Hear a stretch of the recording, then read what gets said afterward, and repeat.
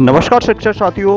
22 नवंबर 2021 को लोक शिक्षण संचालनालय मध्य प्रदेश द्वारा एक नया आदेश जारी किया गया है, जिसके तहत रिमेडियल क्लास का संचालन किया जाना है हाई स्कूल व हायर सेकेंडरी स्कूलों में। तो दोस्तों, इसके सभी नियमों को हम इस वीडियो के अंतर्गत जानेंगे, किस प्रकार से विधिवत संचालन किया जाना है।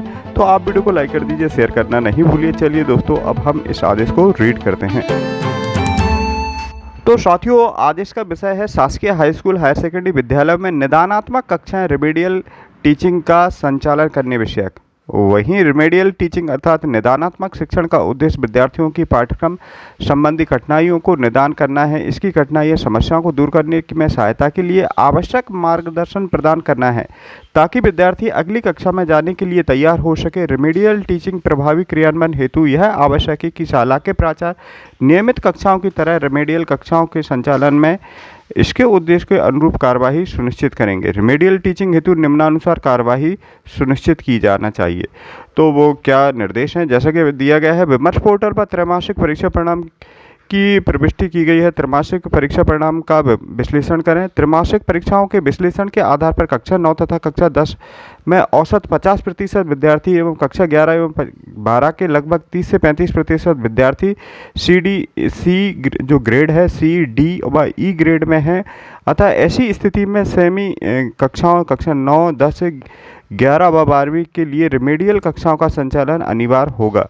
राज्य स्तर से समस्त शिक्षक प्राचार्य अधिकारियों का उन्मुखीकरण शीघ्र ही किया जाएगा। अधिकारियों से अपेक्षा है कि वह अपने जिले के शिक्षकों एवं प्राचार्य के साथ रिमेडियल कक्षाओं के संचालन में एक बैठक 25 नवंबर को आयोजित करने की कार्यवाही सुनिश्चित करें। ग्रेड के आधार पर सेक्शन बनाना। त्रैमासिक तो जो ग्रेड बनेगा वो किस प्रकार से रहेगा, तो इसमें दिया गया है त्रैमासिक परीक्षाओं में विद्यार्थियों के ग्रेड के आधार पर सेक्शन पुनः बनाए जाएंगे। ऐसी कक्षाएं जहां पर एक से अधिक सेक्शन हैं, वहां सी डी ई ग्रेड के विद्यार्थियों के लिए पृथक पृथक सेक्शन बनाए जाएं, ताकि विद्यार्थियों के स्तर के अनुरूप पठन पाठन हो सके। ऐसी शालाएं जहां एक ही सेक्शन है, वहां सी डी व ई ग्रेड के विद्यार्थियों की संख्या के आधार पर शिक्षक द्वारा निर्णय लिया जाएगा कि उसे किस तरह पढ़ाना है। यदि कक्षा में अधिकांश विद्यार्थी सी डी ग्रेड में हैं, तो उन्हें रिमेडियल टीचिंग मॉड्यूल ही पढ़ाया जाएगा। बी ग्रेड के विद्यार्थियों को अलग से पढ़ाने की आवश्यक व्यवस्था करेंगे। त्रैमासिक परीक्षा में ई ग्रेड को भी 2 भागों में E1 E2 में बांटा गया है, ताकि विद्यार्थियों की वास्तविक स्तर की जानकारी शिक्षक को हो सके। वह विद्यार्थी जो इस तरह के पढ़ाने के लिए विद्यार्थी की न्यूनतम दक्षता प्राप्त कर सके। रिमेडियल कक्षाओं हेतु सामग्री क्या रहेगी, तो जैसा कि इसमें दिया गया है, निदानात्मक कक्षाओं हेतु कक्षा 9 कक्षा 10 के लिए हिंदी, अंग्रेजी, गणित, विज्ञान एवं सामाजिक विज्ञान के कुल 5 विषयों में मॉड्यूल विमर्श पोर्टल पर उपलब्ध कराए जाएंगे। निदानात्मक कक्षाओं हेतु तैयार मॉड्यूल में वार्षिक परीक्षा के ब्लूप्रिंट को ध्यान में रखकर के विषय के विशेषज्ञों द्वारा तैयार किया गया है, जिसमें अध्याय के लिए प्राथमिकता का क्रम तैयार किया गया है। इसके अनुसार ही रिमेडियल टीचिंग का पठन पाठन कराया जाना अनिवार्य होगा। कक्षा संचालन हेतु शिक्षक विभागीय यूट्यूब चैनल विमर्श MP-SED पर उपलब्ध शैक्षणिक वीडियो का उपयोग कर सकते हैं। इन वीडियो की लिंक रिमेडियल मॉड्यूल में प्रदान की जाएगी। वहीं रिमेडियल कक्षाओं का संचालन किस प्रकार से होगा, कब से होगा, तो ये देखते हैं। रिमेडियल कक्षाओं का संचालन 9 दिसंबर से सतत किया जाएगा। त्रैमासिक परीक्षाओं के विश्लेषण विमर्श पोर्टल पर उपलब्ध है, जो कि प्राचार्य द्वारा परीक्षा परिणाम के आधार पर भरा गया है। प्रत्येक शाला के पास D व E ग्रेड के विद्यार्थियों की सूची उपलब्ध है। E ग्रेड में भी 2 श्रेणियां बनाई गई हैं। E1 ग्रेड अर्थात ऐसे विद्यार्थी जिन्होंने 20 से 33% के मध्य अंक प्राप्त किए हैं, तथा E2 ग्रेड ऐसे विद्यार्थी जिन्होंने 0 से 20% तक अंक प्राप्त किए हैं, वो E1 श्रेणी किए हैं। वहीं E1 के विद्यार्थियों पर विशेष रूप से ध्यान दिया जाएगा, ताकि ये विद्यार्थी न्यूनतम दक्षता प्राप्त कर सकें। रिमेडियल कक्षाएं उन्हीं शिक्षकों के द्वारा ली जाएंगी जिन शिक्षकों द्वारा कक्षा में संबंधित विषय का अध्यापन कराया जाता है, क्योंकि उन्हें यह पता होगा कि किस विद्यार्थी का स्तर क्या है तथा किन टॉपिक्स पर उन्हें समस्याएं हैं। ऐसी शालाएं जहां पर D व E ग्रेड के अलग अलग सेक्शन निर्मित हैं, वहां पर कालखंड में रिमेडियल टीचिंग मॉड्यूल से ही पढ़ाया जाएगा, अर्थात विषयमान से लगाए जा रहे कालखंड में, तथा रिमेडियल टीचिंग में 2 कालखंड भी ऐसे सेक्शन के लिए हैं। सेक्शन के लिए हैं। प्रत्येक दिवस में किन्हीं 2 विषयों के लिए 80-80 मिनट के कालखंड एवं शेष विषय में 40-40 मिनट के कालखंड होंगे। 80 मिनट वाले कालखंड के विषय प्रतिदिन परिवर्तित होते रहेंगे, अर्थात प्रथम दिवस हिंदी व अंग्रेजी के 80 मिनट हैं तो अगले दिन विज्ञान व गणित के 80-80 मिनट के कालखंड होंगे।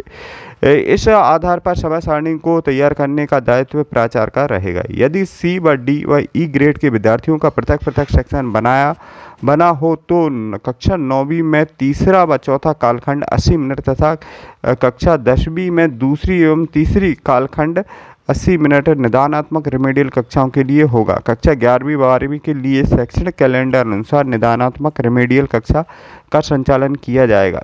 ऐसी शालाएं जहां पर विषयमान से शिक्षक नहीं है वहाँ पर क्या किस प्रकार से व्यवस्थाएं संचालित किए जाएंगी, तो उसके बारे में देखते हैं। एक परिसर एक शाला वाले स्कूलों में शिक्षकों का उपयोग उनकी शैक्षणिक योग्यता के आधार पर किया जाएगा। वही अगला निर्देश दिया गया है, ऐसे शिक्षकों को प्राथमिकता दी जाए जहाँ पर स्कूल की आपस में साझेदारी हो सकती है। उदाहरण के लिए यदि एक स्कूल में गणित के शिक्षक उपलब्ध है किंतु अंग्रेजी का नहीं है, जबकि निकट किसी स्कूल में अंग्रेजी विषय का शिक्षक उपलब्ध है किंतु गणित का नहीं है, तो ऐसी स्थिति में दोनों स्कूल के विषय शिक्षकों की सेवाएं साझा कर ली जाए।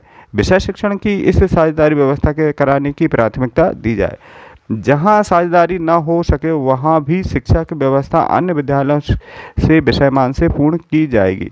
उपरोक्त व्यवस्था में शिक्षकों को सप्ताह में 3 दिवस अपने विद्यालय में तथा 3 दिवस निकट के विषय शिक्षक विहीन विद्यालय में सेवाएं देनी होगी। संबंधित दोनों विद्यालय शिक्षक की मूल संस्था तथा आवंटित शाला दोनों के लिए इस व्यवस्था को ध्यान में रख करके उचित प्रकार से समय सारणी निर्धारित करेंगे। संबंधित विषय के शिक्षक अपनी मूल शाला एवं आवंटित शाला दोनों शालाओं में अपने विषय पर पठन पाठन पूर्ण कराएं, अर्थात मूल शाला में शैक्षणिक कार्य भी प्रभावित न हो, यह सुनिश्चित किया जाएगा। जिला शिक्षा अधिकारी द्वारा इस संबंध में आदेश जारी किए जाएंगे। इस शिक्षकों की उपस्थिति दोनों स्कूल में ली जाए तथा निर्देश का पालन न करने वाले के विरुद्ध सख्त कार्रवाई की जाएगी। इस प्रकार की गई व्यवस्था में प्रयुक्त शिक्षा के नियमानुसार माह में न्यूनतम 10 दिवस की अन्य शाला की उपस्थिति के लिए अवगत एवं व्यवस्था रेमेडियल टीचिंग मद से 1500 रुपये प्रति माह दिया जाएगा। यदि निकट स्कूल में व्यवस्था न हो सके तो प्राचार्य निदानात्मक शिक्षण कालखंड के दौरान कक्षाओं में विद्यार्थियों को लैपटॉप, फोन, स्मार्ट टीवी के माध्यम से डिजिटल सामग्री उपलब्ध कराने की व्यवस्था कर सकते हैं। अध्ययन संबंधी डिजिटल सामग्री बुकलेट में उपलब्ध कराई जाएगी। कक्षा 11वीं व 12वीं के लिए प्रश्न बैंक प्रदान किए जाएंगे। अभ्यास में अगर देखते हैं कि अभ्यास रहेगा तो प्रत्येक विषय हेतु रेमेडियल कक्षाओं को प्रत्येक विद्यार्थी की एक अलग कॉपी अपना बनवाई जाएगी जो कि शिक्षक का अध्यापन कराएंगे। वे प्रतिदिन की दिनांक व टॉपिक कॉपी पर लिखवाएंगे। विद्यार्थी से इस बार अभ्यास करा करके उन्हें उस दक्षता में दक्ष कराया जाएगा। निदानात्मक कक्षाओं का मूल उद्देश्य विद्यार्थियों में सतत अभ्यास करवा करके उन्हें दक्ष बनाना है तथा सिर्फ मॉड्यूल में पढ़ाने में समस्या का हल नहीं होगा, अपितु पढ़ाई के साथ अभ्यास कराने से विद्यार्थियों के स्तर पर विद्यार्थियों का उन्नयन होगा। शिक्षक सुनिश्चित करेंगे कि विद्यार्थी को विद्यालय एवं घर पर अभ्यास हेतु पर्याप्त समय मिले।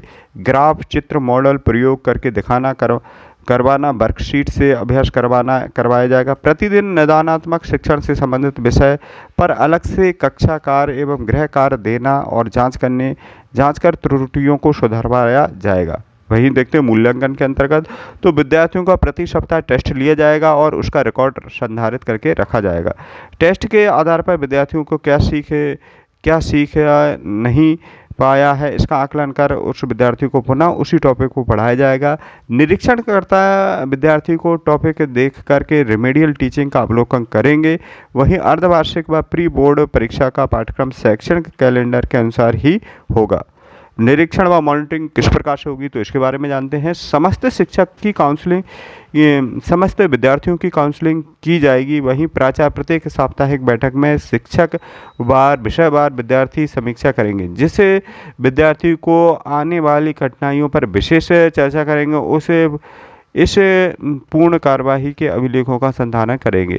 रेमेडियल टीचिंग को प्रभावी क्रियान्वयन हेतु यह आवश्यक है कि शाला के प्राचार्य नियमित कक्षाओं की तरह रेमेडियल कक्षाओं का संचालन की जवाबदेही तय करें, इस ओर ध्यान दें तथा समुचित रूप से उद्देश्य के अनुरूप कार्यवाही करें एवं सभी विद्यार्थियों को न्यूनतम दक्षता हासिल करवाना सुनिश्चित करेंगे। जिला स्तरीय टीम पर आकस्मिक मॉनिटरिंग। जिला स्तर से अकादमिक दल के अतिरिक्त नियमित रेमेडियल कक्षाओं के संचालन की व्यवस्था की मॉनिटरिंग हेतु एक टीम गठित की जाएगी जो आकस्मिक रूप से शालाओं का निरीक्षण कर यह सत्यापित करेंगे कि प्रत्येक शाला में रेमेडियल कक्षा चल रही है या नहीं चल रही है। इस संपूर्ण कार्य में मॉनिटरिंग का दायित्व जिला शिक्षा अधिकारी, अतिरिक्त जिला परियोजना समन्वयक एवं विकासखंड शिक्षा अधिकारी का रहेगा। तो दोस्तों, यह आदेश आयुक्त लोक शिक्षण मध्य प्रदेश द्वारा अभय वर्मा जी द्वारा जारी किया गया है। तो दोस्तों, इसी प्रकार से शिक्षा विभाग से संबंधित लेटेस्ट अपडेट के लिए हमारे चैनल को सब्सक्राइब कीजिए। मिलते हैं अगले वीडियो में, तब तक के लिए जय हिंद, जय भारत।